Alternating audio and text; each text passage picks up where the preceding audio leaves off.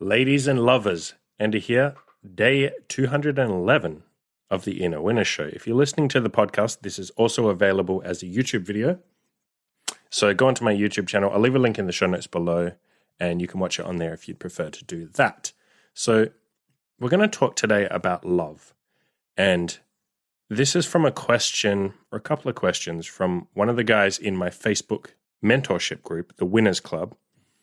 I'll leave a link in the show notes below to that if you're interested in joining. But he said, I would love to hear your thoughts on love. How many times have you been in love? How has it been different each time? Have there been times that you thought you're in love, but in retrospect it was something else? We will talk. I'll cover all these points. I think I'm going to make this a two-part episode. I have a feeling there will be a hell of a lot to say here. And I've already started writing some notes. I have a bunch of dot points of topics I want to cover. I think this is going to be a 2 or 3 part series. So to answer the first question, how many times have you been in love? 4 that I'm definitely sure about, maybe slightly more, but definitely 4 that I'm 100% sure about. And the reason, to some of you guys who haven't been in love, or maybe you've been in love once, it might sound a little funny to say, like, how do you not know if you're, like, how can you not be 100% certain if you were in love? It's kind of one of those things. Love is one of those things where the boundary isn't perfectly well defined, right? Like there's a very big gray area between infatuation and love. Infatuation is kind of like, that obsession about someone. You're thinking about them all the time. You have these good feelings when you think about them. So there's 4 definite times I was in love. 3 of those were long-term relationships, like over several years. One of them, we were together for about 9 months, so, almost a year. And then there's a bunch of girls that I was, like, infatuated with, and maybe there's a world in which you could say I was in love with. At the time, I felt like I was in love, so that should answer the second part of your question. Have there been times that you thought you're in love, but in retrospect, it was something else? There's one in particular that I can think. I think I was in love at the time. In hindsight, I'm not 100% sure. Like, I'm not 100% definitively sure that I wasn't in love. It's a bit more murky. So in terms of the times where I was in love, the 4 definite times that I'm definitely sure I was in love, was it different each time? Yeah, everything's different. The reason that you love someone is going to be entirely different to the reason you love someone else, of course. The dynamic you have between the two of you is going to be radically different from person to person. How intently you feel about them is going to be different. The first relationship I was in, I was with that girl for like 6 years in total. And I was madly, deeply in love with her, like obsessively in love with her, especially because she was the first girl that I was in love with. Now, in retrospect, in hindsight, it was a terrible relationship. I knew that at the time. I've talked about it on my podcast and on my website. It was very abusive from both sides. She was abusive to me. I was abusive to her, like violent, horrible things we said to each other constantly. We both talk about breaking up all the time. I cheated on her multiple times. It was just shit from both ends. Like, she was horrible to me. She told me to kill myself. Like, I lost count of how many times. I was depressed and suicidal at the time, and she used that against me. I was equally fucked up to her. It was just not a good relationship. But because it was my first relationship, and because I couldn't envision, she was the first person that I ever cared about, I didn't even think that anyone else could ever be into me. So I very much, and she felt the same. Like, we stuck together. It was this horrible enmeshed relationship where we both like needed each other, even though we were both terrible for each other, because we both thought that we couldn't ever get anyone else. So compare that to the relationship that I'm in right now with Imogen, my girlfriend, where I love her to bits. We've been together for 3 years. It's like the polar opposite of that first relationship. I know that if we ever weren't together, like, the world would keep on turning, you know what I mean? Like, if she fucking died tomorrow, I wouldn't fall apart. Obviously, I'd be a mess for like weeks or months. I'd be fucking devastated, right? But like, the world would keep on turning. I would pick myself up. I'd carry on with life. I'd get shit done. So the love I have right now is a hell of a lot less needy than it was the first time. And for some of you guys who've, maybe you're in your first relationship and maybe you're feeling love for the first time. Maybe you've never been in love and you're wondering what it's like. It'll be very intense the first time you're in love. And you have this sense of, like, the first time, you have this sense of, if we break up, I will die. Like the world will fall apart. I won't be okay. I won't be able to eat. I won't be able to sleep. I won't want to hang out with my friends. I won't want to do my hobbies. It's very intense. And the more you fall in love, and I'm not saying all of you are going to fall in love like 4 times or something like I have, but if you do, you find that the more you fall in love, the more it's like you can be more rational about it. It's not this all-encompassing, emotional, crazy, intent, over-the-top thing. It's just something that's like really genuinely lovely. It's like you can enjoy it a lot more because there's less tension there. There's less fear that the person is going to leave you. You have more of an abundance mentality. You're not constantly terrified of like, what if they cheat on me? What if they leave me? What if they don't love me anymore? What if I do something wrong? What if they do something wrong? What if we grow apart? Like, what if they like someone else more than me? There's none of that intense, raw emotion. Raw is the best word for it.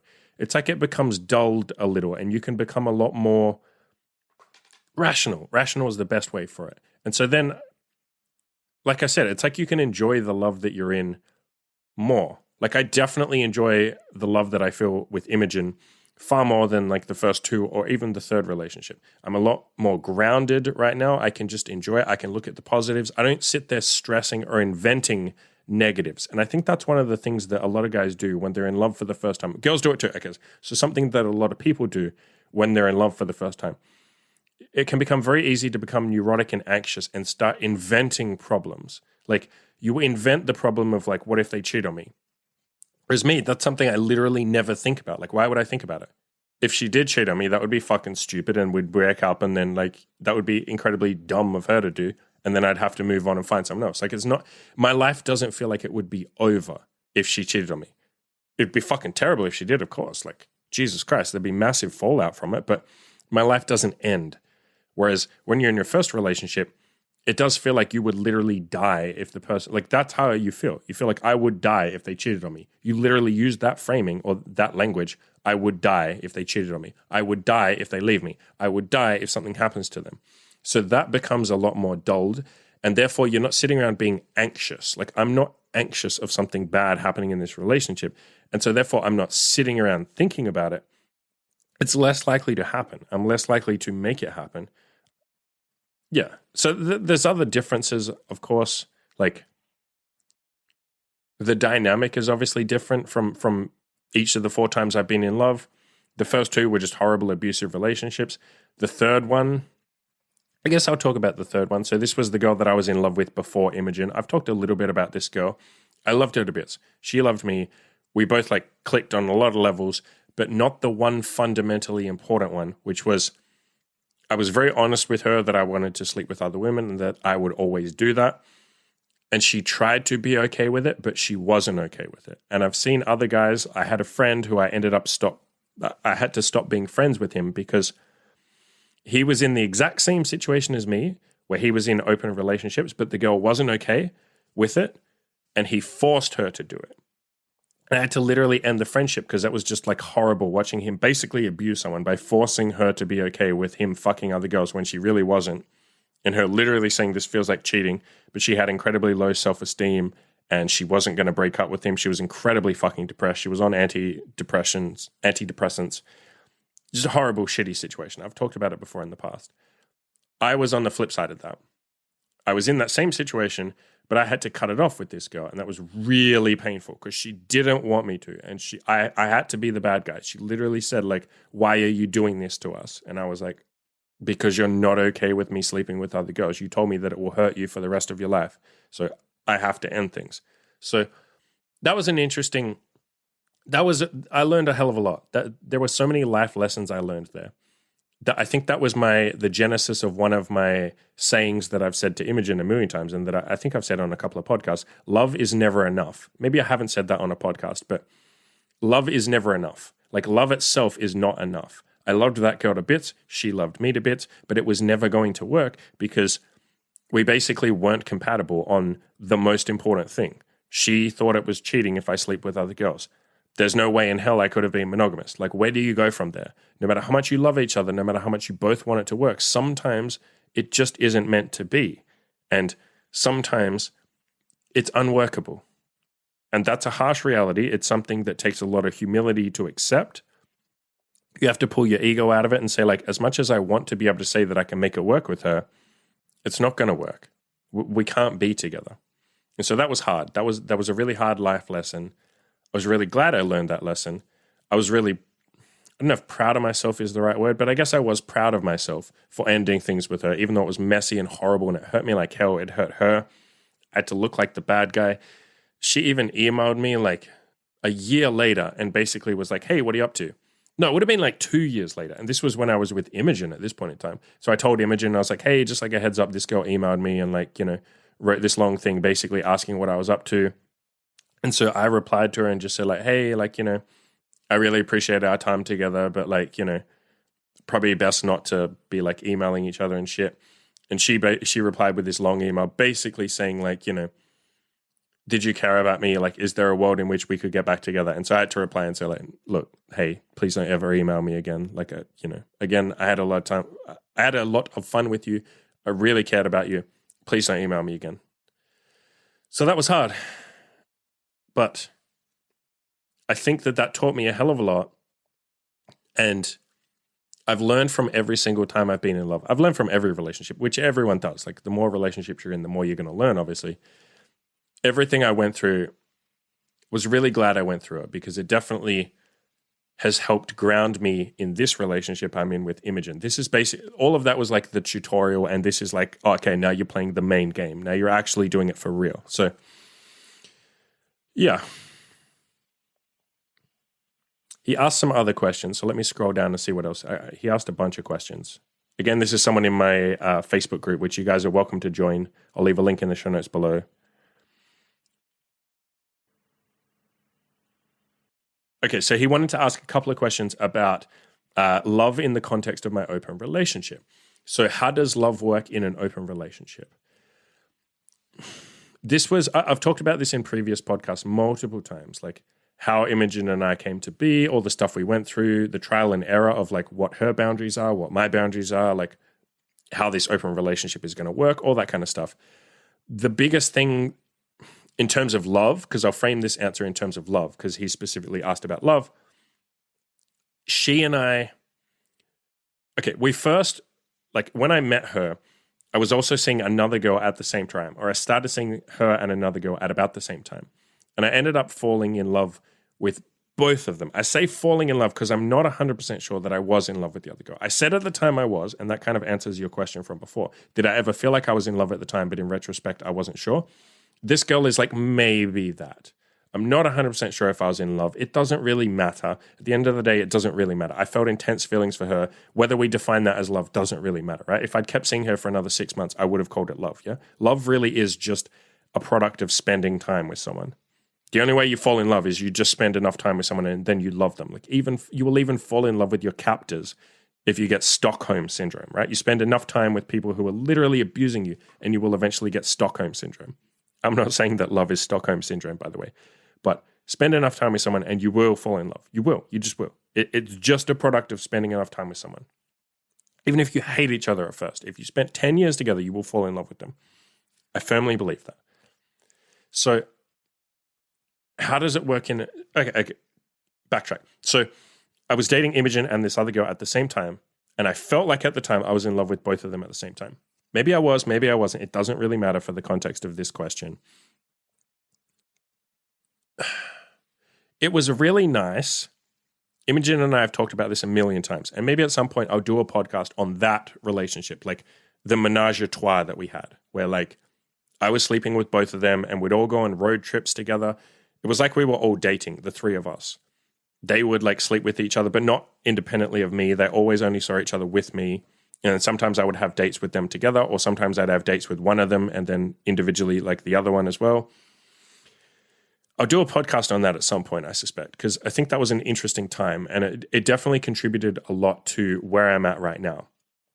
Because it was very rewarding in terms of ego. Like it's a huge ego to have two girls in love with you. It's a massive ego stroke. It feels fucking amazing. You guys can't even envision how amazing that feels. But it is also like giving a child dynamite, giving dynamite to a child. It's very likely to go wrong. And even with all my patience and empathy and everything I've learned from women and stuff, I fully admit, and I admitted it at the time, like maybe I've bitten off more than I can chew here. Maybe there's someone in the world who can handle two women being in love with him at the same time and dating both of them. I don't think it's possible for 99.99999% of people. You end up inadvertently hurting both girls no matter how much you try, because they end up feeling like they have to compete for that main spot. When neither of them are the main girl or the most important girl, they both want that, right? Like no one wants to be second best. And you're saying to both of them, you're both equal. They both hear that as like, oh, so we're both second best. Like you don't have a favorite. So they both competed. Imogen ended up winning that. Like she's very competitive. She's a very driven person. She's very into self-improvement. And so she won that. Like it wasn't even really that difficult for her. Like we got to a point after like maybe 6 months where it's like, okay, it's definitely going to be Imogen. Like I can just see that Imogen is trying 20 times harder than this other girl. And the other girl was trying, but like you can't compete with Imogen. If you guys knew Imogen personally, you'd be like, okay, no bitch can beat her. She's just like absolutely going to be the best. Like sexually, in terms of like making me respect her, in terms of making me be impressed by her, in terms of self-improvement, in terms of affection, in terms of everything. She was always going to win. Intellectually, she was always going to win. But that experience of like being in love, we'll just assume that maybe I was in love with the other girl, right? Like for the purposes of this conversation, let's just say I was in love with both of them. That experience, man, like that was so incredibly painful for me and painful for them as well, that I'm willing to just say, I don't think anyone should be in love with two people at the same time. I'm willing to say that as my general advice. I'm not ever going to advise anyone be in love with two women at the same time. Maybe it's possible. Maybe you can do it. Maybe you're the person that can pull it off when I couldn't. Maybe the circumstances weren't good enough. Maybe both girls didn't have good enough self-esteem at the time. Maybe you have to do it with independent girls. With both of these girls were not. They were both very, very, very dependent on me, very submissive. They were both vulnerable at that point in their lives. They were both overcoming a lot of childhood trauma. They were both working on their mental health and their self-improvement, and I helped facilitate that. I was very much like their coach or their mentor. Maybe it'd work if you didn't have those circumstances or that dynamic, but I'm just willing right now, Imogen and I have talked about this a million times, I'm just willing at this point in time to say, I don't think anyone should be in love with two girls at the same time.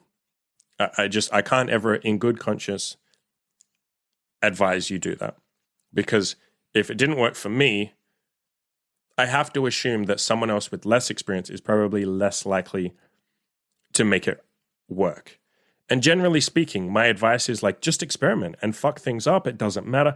It's very different when you have two people's emotional health in your hands. That's very, very different. I wouldn't advise you experiment on two girls' hearts at the same time. I really wouldn't experiment with this. This is the one thing that I would say, don't fuck with this. Definitely don't fuck with this. If you do fuck with this, please don't tell me. Like, I don't want you to tell me. Maybe you can tell me after you've been in a happy relationship for 10 years. Let's say you have to make it work for 10 years. If after 10 years you are still in a happy, open relationship with two women who love you equally, then you can have a conversation with me. Or if you know someone in the polyamorous community or whatever who's married or in a relationship with two people at the same time, like tell me about that, sure. But I definitely can't in good conscience advise you guys do this. So that was my experience with having two girls love me at the same time. At this point in time, where we're at is obviously the direct outcome of that would be like the next logical step would be like, okay, Andy should only ever be in love with one girl at the same time, right? Like that's obviously the next step. So how do we make that happen? By like drawing a firm boundary, like a line in the sand and saying any girls that we sleep with, I just won't catch feelings for. Now, for some of you guys who haven't had a lot of experience, you'll hear that and be like, how do you stop yourself catching feelings? As you become an experienced person, an experienced guy who slept with a lot of women, you realize like you have a hell of a lot of control over your feelings and emotions when it comes to girls. You're not needy. You don't feel like you have to have a girl. Even if you catch feelings, at that point, you can just cut it off. Remember that I've broken up with like how many women at this point in time, right? Like I've lost count of how many times I've broken up with someone that I really liked or, I felt feelings for because like for whatever reason, there was a deal breaker, blah, blah, blah, right? I even broke up with one girl while seeing Imogen, this girl that I really cared about and really liked, and the sex was fucking amazing. But we had to end things because I was clearly getting feelings for her. I was getting to a point where I was like, if I see this girl for like another year, I'm definitely going to say I love her, right? Definitely. I'd been seeing her for like a year at that point. So I had conversations with Imogen and I was like, right, I really don't want to have to do this. It took me about 2 weeks to do it. I was like, I know I have to do this. I really don't want to do it, but I know I'm going to have to, like, there's no choice. I got to do it. And so I did it, right? It was painful. It kind of sucked. The girl was really sweet about it. She kind of knew it was coming. It was for the best. So that's where we're at right now. Again, the more experience you get, the easier it is to like cut things off with someone and say like, no, I don't think that I should keep seeing this person because I'm going to get attached. That's just going to be messier. The longer I leave it, the more it's going to be messy. I also think that happens less and less over time. It definitely happens less and less, as in catching feelings for girls. It basically, it almost can't happen now at this point in time because remember, bear in mind the context that every girl that we sleep with now is together. I don't go off and fuck other girls by myself. I've got no interest in that. I've talked about that in previous podcasts. It's just not as much fun. It's way more fun with your main girl. Remember, I've been dating Imogen for 3 years at this point, right? If I go and fuck some other girl, it just feels like something's missing. It's like, why isn't my fucking girlfriend here? This is weird. Why am I doing this by myself? I'd rather she be here and then she can enjoy this with me. So with that context in mind, how can I catch feelings for a girl? If I catch feelings for a girl, it's going to be like Imogen and I are catching feelings for the girl, like together. It's like when you date, when you're in like this style of dynamic, when you're dating girls together as a couple, everything feels like as a couple. It feels like you two are doing stuff together with girls rather than like Imogen is fucking the girl and I'm also fucking the girl. It's more like we are fucking the girl. You become like a we. And so there are some girls that we get like attached to that we really like, but it's like we as a couple like her. We as a couple have feelings for her. We're talking about her together. It's not like I spend individual time with that girl and start to like form a bond and start to love her. So it's like you form a bond as we, as like a unit. She and I together as the couple forming bonds with a girl. So I suspect at some point we'll both probably get like really strong affection feelings for a girl. Like we'll probably get to a point where like we both feel like love toward, like genuine love towards the girl, but it will be like us together. It won't be this like weird thing where I'm in love with her and she's not, or she's in love with her and I'm not. Like there won't be a disconnect because it's like we've both, every time we've seen her, it's been together. So the feelings have formed at the same time together as a couple. I guess we can also talk a little bit about love, and I'm trying to work out what I want to talk about next because I got like 10 more points that I want to cover here. Again, this is going to be like a big, I'll end this video in about 8 minutes because I got to keep them to 30 minutes each because my camera can only record that long. But I guess we'll talk about the concept of love is never enough. And when I first told Imogen that, I've told plenty of people that love is never enough. My parents even told me that. Love is brilliant. Love is a brilliant reason to get together. But that isn't the glue that will hold your relationship together. You need to be building something. And if you go onto my website, go onto killyourinnerloser.com, search for the word retention, and go and read my retention guide. In there, I talk about, it's like the first paragraph I write, I talk about if you want to keep someone around, if you want to retain a girl, if you want to build something, you have to do just that, build something. The way that you keep girls around and that they keep you around is by both of you building something together. And I don't think that love, I'm never on board with this concept of like love is the best reason to like stay together forever. Like you need to be building something. The way that you will stick together for a long period of time is by always working on your self-improvement together, having a mission that you guys are going for or multiple missions, having stuff you're working on, stuff that she's working on. Give me 1 second. I'm just going to pause the video. Someone's buzzing my intercom and then I will pick up where I just left off.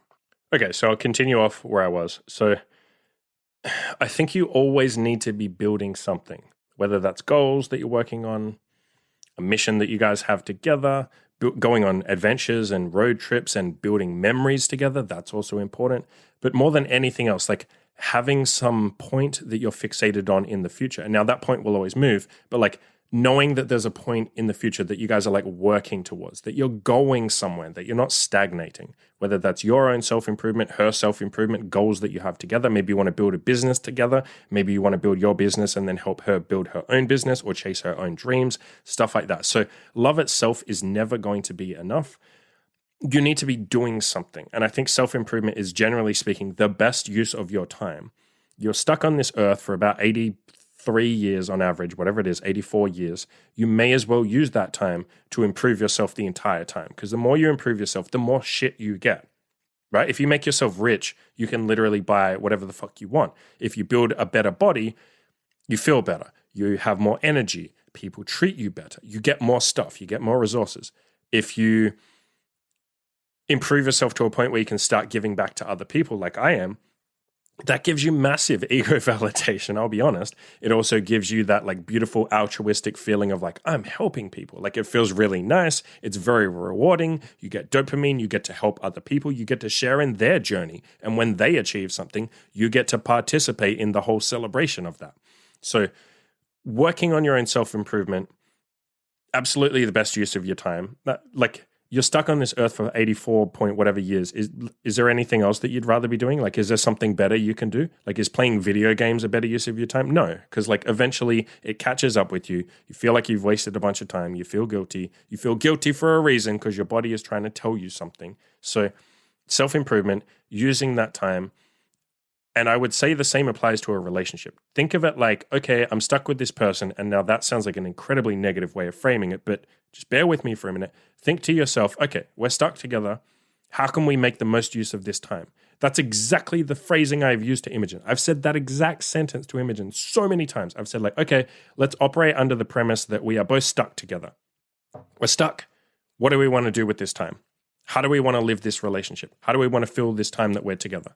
Let's work on crushing our goals. Let's build something amazing together. I'm going to crush all my goals and help you crush yours. You're going to help me crush mine. We're going to build a bunch of memories. We're going to go on all sorts of road trips, travel around the world, do cool stuff together. We're going to make other people jealous. We're going to make our parents proud of us. Like we're going to make our friends happy. We're, like all that kind of shit. We're stuck together. Let's make the most use of this time. So love is never enough. Love is not a good reason to stick together long term. It's a brilliant reason to get together short term. It's a brilliant reason to be together, maybe medium term, but not long term. And when I say medium term, love doesn't really carry you for more than like maybe 2 years, maybe a year. Like, and that doesn't mean you don't feel love. Like, Jesus Christ, I feel more love for Imogen right now, but that's because she's been building something with me. And that's the other thing to say. The more you build something together, the more intensely you feel that love, the more you respect the person. And in the next episode, the next part of this, we're going to talk about respect and how that applies to love, or a relationship, I should say, and how building or having more respect for your partner makes you love them more. Again, I love Imogen more now than I did in the first year or the first 2 years, because I respect her more, because she's been working on her self-improvement, because she's been building something, because I've watched her build something, and because she's helped me build my shit. So respect, absolutely important. I'll end it by saying, again, if you want to join the Winners Club, which is where this question comes from, you get ongoing accountability, daily coaching from me, a support network of like-minded guys, you get feedback on your self-improvement journey. You can join the Facebook group. You also get a weekly live stream, I should say. And I will kick your ass into gear. So will the other guys in the group. Go to killyourinnerloser.com/the Winners Club, or you can just search on the website. I'll leave a link in the show notes below as well. So just check the show notes below. I'll leave a link to that. Adios, guys. I'll be back with part 2 very shortly.